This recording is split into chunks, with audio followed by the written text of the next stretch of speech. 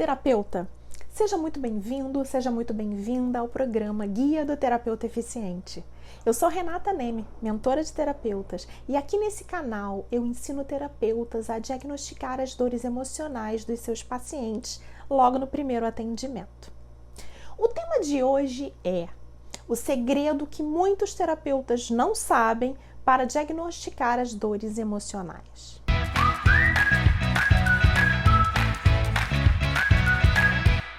E hoje você vai aprender como os terapeutas vêm ignorando a necessidade de diagnóstico, passando para o tratamento do paciente sem nenhuma pista.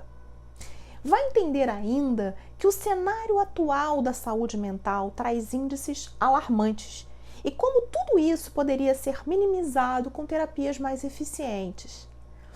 Você vai ver também que a velocidade do mundo atual traz profunda influência nas demandas terapêuticas, indicando a necessidade de mudanças.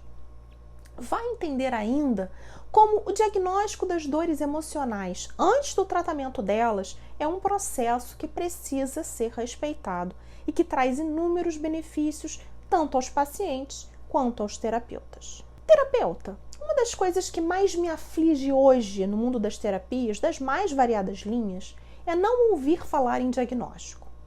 Os profissionais de saúde, eles trabalham muito com esse conceito, mas na área das terapias ele aparece muito pouco.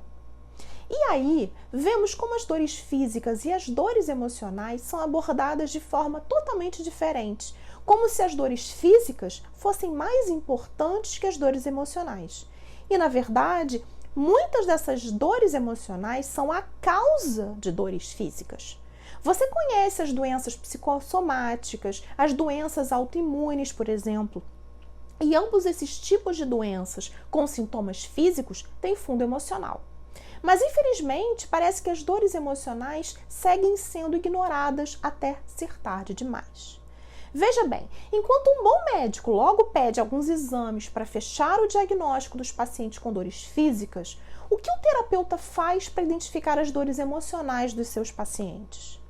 Ele já inicia imediatamente o tratamento desses clientes, buscando ajudá-los e entendê-los ao mesmo tempo, como um motorista que troca o pneu de um carro em movimento. Eu não vejo como isso pode funcionar bem desse jeito. O diagnóstico das dores emocionais deveria ser prioridade antes do início de uma terapia, mas eu entendo que as ferramentas existentes hoje não conseguem obter essa identificação, porque elas se prestam muito mais ao tratamento e esquecem do diagnóstico. Aí os terapeutas vão trabalhando com o que têm na esperança de trazerem resultados aos seus clientes. Só que esses resultados não vêm de forma satisfatória e vemos um desestímulo enorme na procura por terapeutas. Eu vou falar sobre isso um pouquinho mais adiante. E aí eu chamo sua atenção para a seguinte frase: diagnóstico não é tratamento e tratamento não é diagnóstico. São duas fases de um processo que precisam ser respeitadas também para dores emocionais. Continua aqui comigo que eu vou explicar a importância de se respeitar esse processo nessa ordem. Mas antes, me permita falar um pouco sobre o cenário atual da saúde mental que está alcançando índices alarmantes e ninguém precisa ser profissional para enxergar isso. É só olhar ao redor para perceber o elevado número de pessoas em absoluto desequilíbrio emocional. No Brasil, esse quadro é considerável. Há transtornos mentais incuráveis que somente são tratáveis com medicação para que o paciente atinja um bem-estar e tenha qualidade de vida.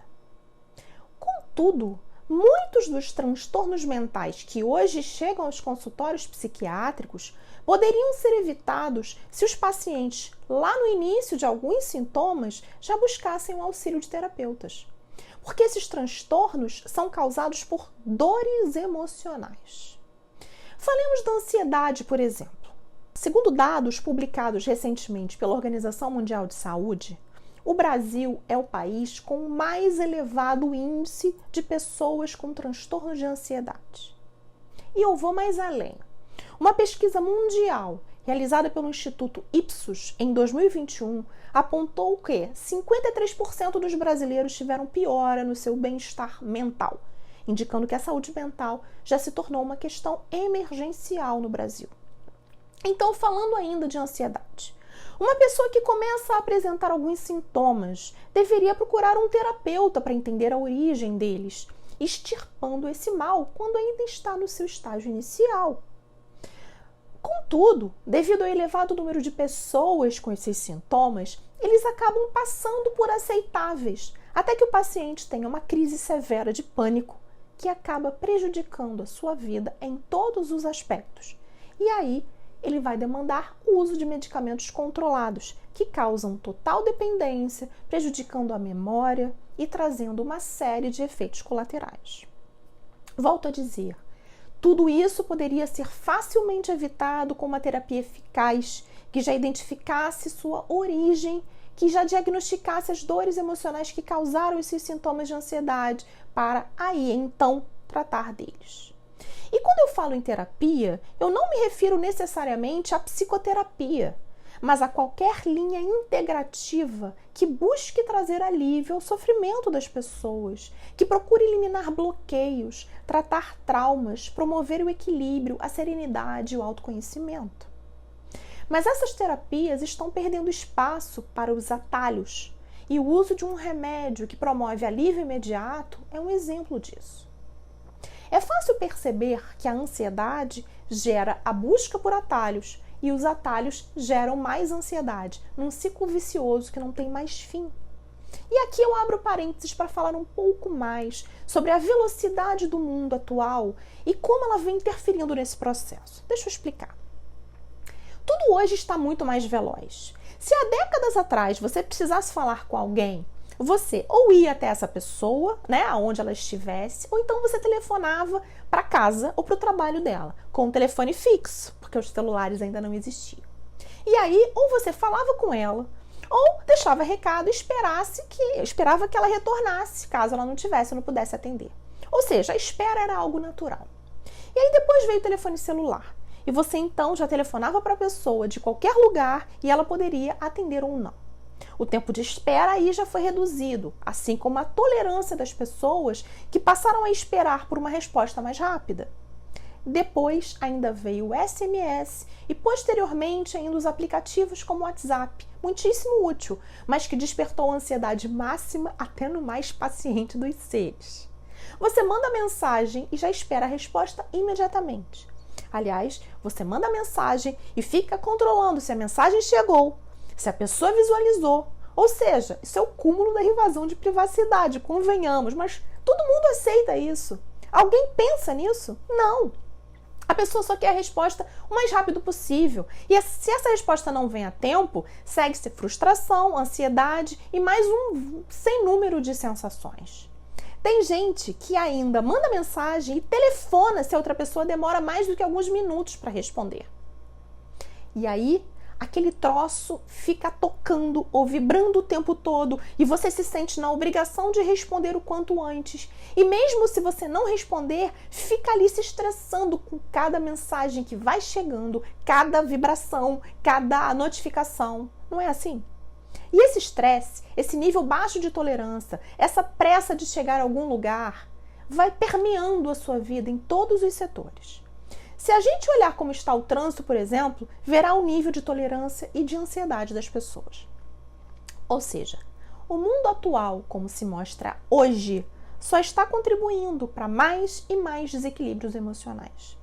E cabe a você, terapeuta, contribuir para reduzir esse número alarmante que cresce a cada dia. Você é uma parte essencial para curar essas dores. Bem, e por que eu abri esses parênteses para falar da velocidade do mundo atual? Que relação isso tem com o tema das terapias? Tem tudo a ver. Porque com a velocidade que as coisas imprimem atualmente, com a ansiedade por resultados rápidos, as pessoas não têm mais tempo a perder. Elas querem alívio agora, não apenas porque elas estão em sofrimento e com dores emocionais, o que é natural, mas porque não tem mais tolerância para esperar absolutamente nada. E se você, terapeuta, não promove esse alívio, seus pacientes o buscam em outro lugar, seja em remédios de efeito imediato, seja em outros profissionais que trazem esse resultado. Por isso eu disse lá atrás que a terapia vem perdendo cada vez mais espaço para esses atalhos. Eu vou contar um caso de um amigo meu que pode ilustrar um pouco mais isso. Esse meu amigo é um rapaz de entre 40 e 50 anos de idade, saudável, inteligente, bem-sucedido, mas que sofre de alta ansiedade. Quando criança, ele já se mostrava inseguro, que foi acentuado com a superproteção dos pais. Depois ele estudou, se tornou um adulto muito responsável, um ótimo profissional, mas a insegurança ainda estava lá. Ele se casou muito jovem, se divorciou poucos anos depois, e isso acentuou ainda mais sua carência emocional. Ou seja, a bomba relógio estava se instalando. Até que anos depois, já com insônia e ansiedade, ele passou a ter crises de pânico e precisou recorrer a tratamento psiquiátrico. Ele usou remédios controlados por alguns anos e felizmente conseguiu largar esses remédios, embora a ansiedade estivesse ali, trazendo sintomas físicos e doenças psicossomáticas. Ele tentou psicoterapia, mas largou em pouco tempo, dizendo que não gostou e que nada adiantou. Recentemente, conversando com ele me confessou que estava procurando um novo psiquiatra para se tratar. Quando eu sugeri alguma terapia, ele logo descartou e afirmou que preferia procurar um médico e disse que não tinha paciência para terapia. Eu dei esse exemplo para mostrar a você o quanto a fama das terapias é de algo muito demorado e como a pressa das pessoas por alívio rápido acaba levando essas pessoas a procurar atalhos. Olha, nada contra os médicos psiquiatras. Eu conheço profissionais competentíssimos nessa área. Eu mesma sempre digo que se eu fosse médica, eu seria psiquiatra, porque eu amo estudar a mente e as emoções humanas. Mas não é aí que eu quero chegar. Eu quero mesmo enfatizar para você que há alguns casos que são certamente clínicos, mas há outros que não deveriam chegar aos consultórios psiquiátricos se trabalhados no início com terapia. Então, o que você, terapeuta, precisa fazer para frear esse processo de repúdio de muitas pessoas em relação às terapias? Você precisa mudar sua abordagem, evoluir sua técnica, tornar-se mais atrativa aos seus pacientes.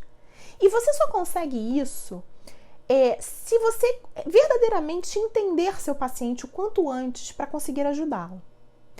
E esse entendimento se dá justamente com o diagnóstico das dores emocionais, que, como eu disse anteriormente, deveria ser a prioridade do terapeuta quando o paciente o procura. Você, terapeuta, deveria dar às dores emocionais a mesma abordagem que os profissionais de saúde conferem às dores físicas, como eu disse lá atrás. Isso porque, ao identificar essas dores, você, terapeuta, logo no primeiro atendimento, consegue entender muitos dos sintomas que o paciente apresenta. É claro que você pode utilizar essa metodologia de diagnóstico das dores emocionais do seu paciente, mesmo quando o tratamento já tiver sido iniciado, mesmo com ele em curso. Mas uma coisa é certa, você precisa dar um passo atrás para focar nesse diagnóstico das dores emocionais do seu paciente o quanto antes.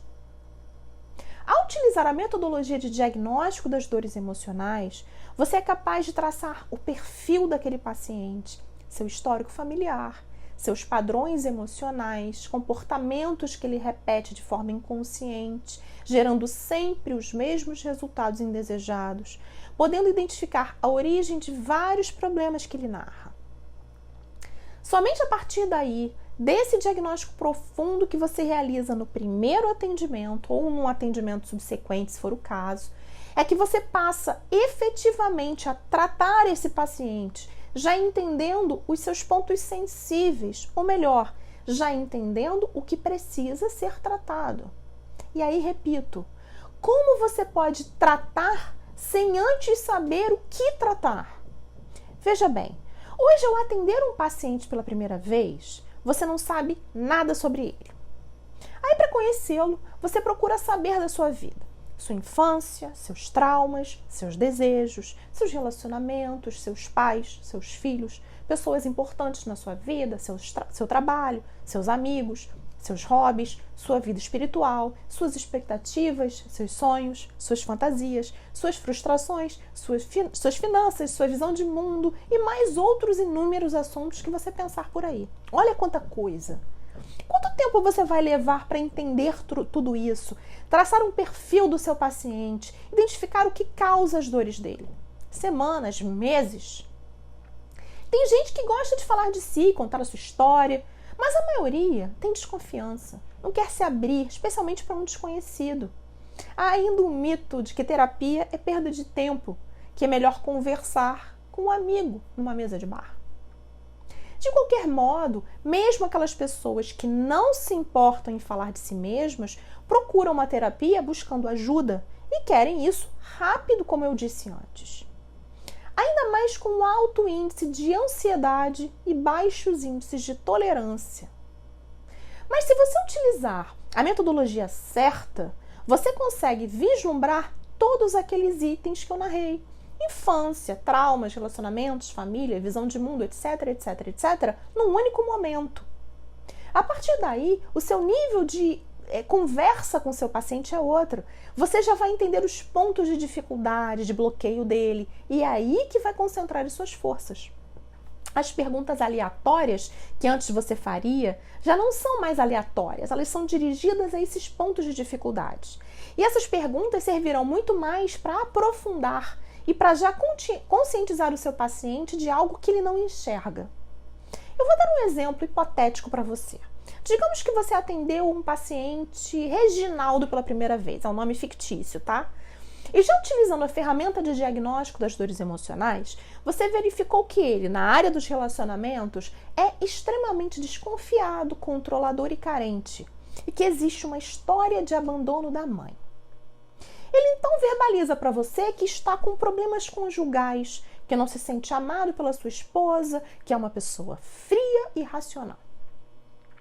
Ele certamente não tem a mínima consciência do buraco emocional profundo decorrente da carência materna e dos impactos que aquilo gera nos relacionamentos. Mas você já enxergou isso no primeiro atendimento, graças à metodologia de diagnóstico. Você foi capaz de ver esse buraco emocional e você, com a sua experiência, sabe que isso não se preenche com facilidade. Você sabe que ele se sentirá carente com qualquer pessoa com quem ele estiver se relacionando. Que ele vai arrastar essa pessoa para a profundeza das suas emoções. Mesmo que ele não entenda esse padrão, ele precisa conviver em paz com isso. Ele tem que ter consciência de que essa sensação de falta não tem relação com a sua mulher e que isso pode terminar com o relacionamento. E mais, ele terá que aprender a preencher esse vazio por si, com amor próprio, com atividades que ele aprecie. Só aí você já encontrou muito material para trabalhar, já identificou uma dor emocional profunda que certamente causou vários problemas na vida dele. Tratando dessa dor, imagine o alívio dele. Aliás, antes mesmo de tratar, só de identificá-la e levar um pouco de consciência dela ao Reginaldo, ele se sentirá melhor, já tem um ponto de partida. Você não vai contar para o Reginaldo tudo aquilo que você viu sobre ele. Você vai fazendo perguntas para induzi-lo a essa consciência. E aí, repito, ele vai se sentir melhor, vai começar a pensar em tudo aquilo que você falou. Você vai ajudá-lo a jogar luz naquele buraco emocional escuro. E olha, a gente nem falou da esposa dele ainda. Ela pode fazer coisas que ele não reconhece como demonstrações de amor, porque eles podem ter visões diferentes do que é afeto. Ou ela pode sim estar cansada, estar de saco cheio desse homem carente e controlador que só a arrasta para um buraco sem fim, que pouco dá a ela, só pede. Mas aí é especulação. Seu paciente é o Reginaldo. É nele que você vai focar agora. Entendeu como essa metodologia de diagnóstico pode revolucionar os seus atendimentos? Ao respeitar esse processo natural de diagnóstico das dores emocionais e somente depois passar ao tratamento daquilo que foi identificado, você consegue obter resultados muito mais rápidos e eficazes. Daí a importância de investir sua energia numa ferramenta com esse propósito do diagnóstico. Como fazer isso? Para o caso de pacientes novos, logo quando ele fizer contato com você, você já passa uma ficha de anamnese e pedindo algumas informações como nome, profissão, estado civil, data e hora de nascimento, naturalidade. Aí, você já pode usar a ferramenta de diagnóstico para traçar o perfil desse paciente, ver os padrões emocionais, os dons, os obstáculos, os ciclos de vida dele, dentre diversas outras informações. Quando você for atender esse paciente pela primeira vez, você vai escutar o que o levou a te procurar, vai escutar os sintomas que ele apresenta e aquilo que o incomoda. Então, a partir daí, você vai unir as informações e traçar o plano terapêutico, começando logo o tratamento por aquilo que foi identificado. Agora, na hipótese de você já atender um paciente há algum tempo, é possível também utilizar a metodologia de diagnóstico. Basta que você peça que ele preencha aquela mesma ficha de anamnese com aquelas mesmas informações, adicionando outras perguntas mais profundas, como se fosse uma reavaliação, se você preferir. Tanto faz. Aí você utiliza a ferramenta para aprofundar a análise daquele paciente, redirecionar o tratamento, se for o caso. Tanto para novos pacientes, quanto para pacientes que você já atende, diagnosticar as dores emocionais deles para iniciar ou redirecionar o tratamento será um divisor de águas para os seus atendimentos. Os resultados são muito mais precisos, são muito mais rápidos, porque, como eu disse, você saberá exatamente o que tratar e como tratar as dores do seu paciente. E essa transformação profunda que você conseguirá promover nele não tem preço. Com essa nova abordagem, você será um terapeuta que obterá o reconhecimento profissional que você tanto espera. Em razão de seus resultados eficazes e rápidos, você poderá multiplicar seus atendimentos com novos pacientes que chegarão por indicação. Você poderá cobrar mais, controlar melhor a sua agenda, porque será também um terapeuta próspero. Bem, vamos agora então recapitular o que você viu até aqui? Você viu que as dores emocionais vêm sendo negligenciadas se comparadas às dores físicas.